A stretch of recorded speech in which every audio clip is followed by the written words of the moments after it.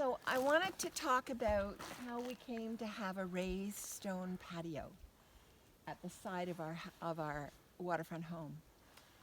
When we designed our bedroom bath, we knew that it would come back into the yard, and we had planned to put a small porch outside to get us out to the waterfront.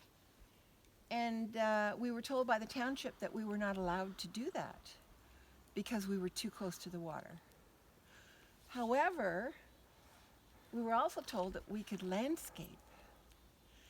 And I began to understand that sometimes it is the words you choose that will get you permission or not.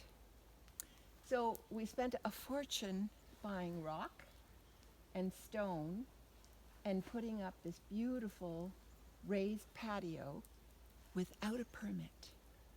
And it turns out it's as close to the water, much closer to the water than any porch would be, but it was totally permitted and we didn't have to pay for a permit.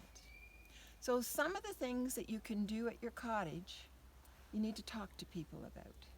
Find out what you would like, see if it fits your lifestyle, and then get a contractor, a good contractor.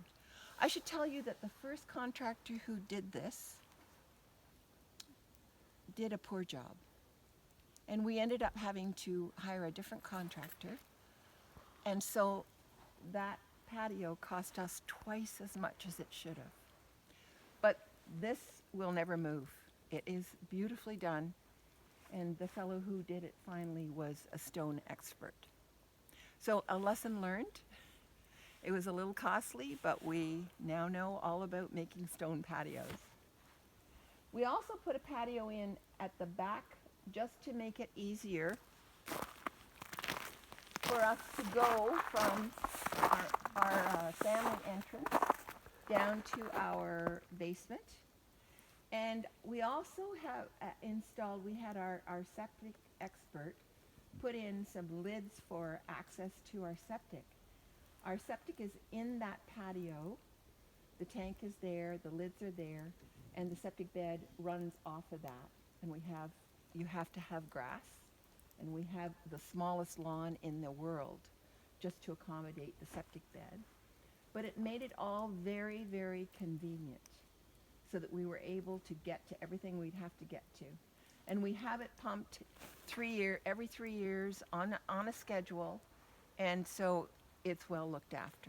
But it's one of those things that you have to be concerned about when you want to live at the cottage year-round. The other thing is we have a drilled well. Our drilled well sits on our deck, so it's easily accessible. And we discovered that submersible well pumps usually have a shelf life of 10 to 12 years. Ours actually had a 30-year lifespan. And it turned out that just after we listed our house for sale, we had to replace it. So somebody is getting a brand new submersible pump.